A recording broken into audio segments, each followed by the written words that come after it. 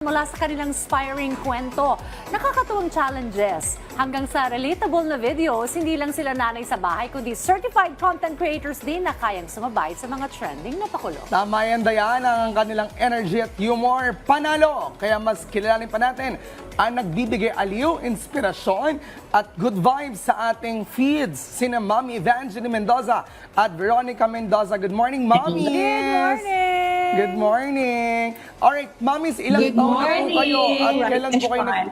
Rise and shine! Ilang taon na po kayo at kailan po kayo nagsimulang mag-vlog?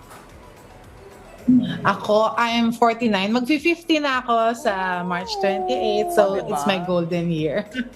Pero I started sa vlogging mga siguro matagal na sa Red app, pero sa mas ano kasi ngayon yung TikTok, kaya mga siguro 3 years ago. Ayun. How about si Mami Evangeline?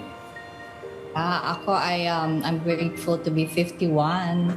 Nag-start ako mag-vlog even before pandemic, pero mas nag-concentrate ako during the pandemic. Ayun. Mukhang nakakabata ang content Oo, creating. parang hindi halata yung age. Oo, eto naman to, Mami Evangeline. Sino po ba nag-inspire o nag-hikayat sa inyo na mag-vlog?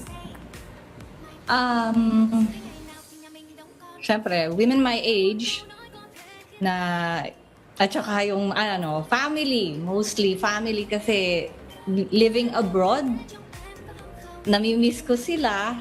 So through that, nag-share na lang, nag-video, then I share with them. Ayun. Mami Veronica, tungkol saan po ba madalas yung ginagawa niyong content? Kwentuhan niyo kami. Mga ano lang, pakyut-pakyut lang, mga happy-happy kasi syempre sa panahon ngayon na stressful yung buhay, stressful yung mga nangyayari sa paligid, mas maganda mag-share ka lang ng mga happy, good vibe na mga na mga contents. Oo, kailangan natin yan. Totoo. Nakakawala ng problema yung mga Yes. content na yan. Eto ngayon, since Women's Month ngayon, paano nyo po ginagamit ang inyong platform upang magbigay ng inspirasyon sa iba pang mga babae? Yun na nga, wala naman yan din sa edad, so join lang sa kung ano man yung trending or whatever you can share. Just be yourself, share your wisdom, show the funny side of you, even the boring side of you, and just be who you are. Ayun. Ano pong mensahe niyo, Mami, para sa mga katulad niyo po na sa kabila ng edad, game na game pa rin na sumasabay sa social media? Sa totoo lang, ang dami pang pwedeng matutunan, pero sa ngayon, basta maging happy-happy ka, i-share mo yung totoong ikaw, makakaano ka din sa ibang mga babae. So yung mga hindi pa start na kayo para tuloy-tuloy ang happy vibing natin. And happy vibe din yung suot niya sa kanyang buhok. Ang cute Oo, nga eh. Diba? Very fun. Pero never too late actually to start, Oo naman. Diba, tinan mo naman, 50, mag-51 na, diba? Talagang nakakapagdala ng good vibes sa kanilang ginagawang content. Pero syempre, please to invite our mga ka-RSP na panoorin pa yung inyong mga content at i-follow kayo sa inyong social media accounts.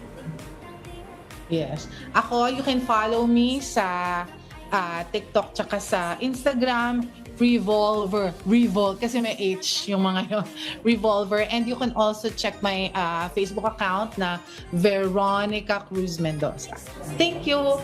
Yeah, we invite you to join us in our social media sa Facebook, Evangeline Mendoza, sa YouTube, Jelastic, sa TikTok, _Sakuraji. Alam mo si Mami Evangeline ay all the way from Canada. Umuwi sa Pilipinas, babalik din siya para maggawa sila ng content silang magkapatid. Bongga! Oo, kaya talagang looking forward pa sa mga contents ninyo, ha. And shoutout din kay Pipoy at kay Alexia. Maraming salamat po sa pagsama niyo sa amin ngayong morning, Mami Evangeline, Mami Veronica, and more power sa inyo. Thank you very much. Women's Happy Month. Women's Thank Month. you. Our pleasure. Thank you so much.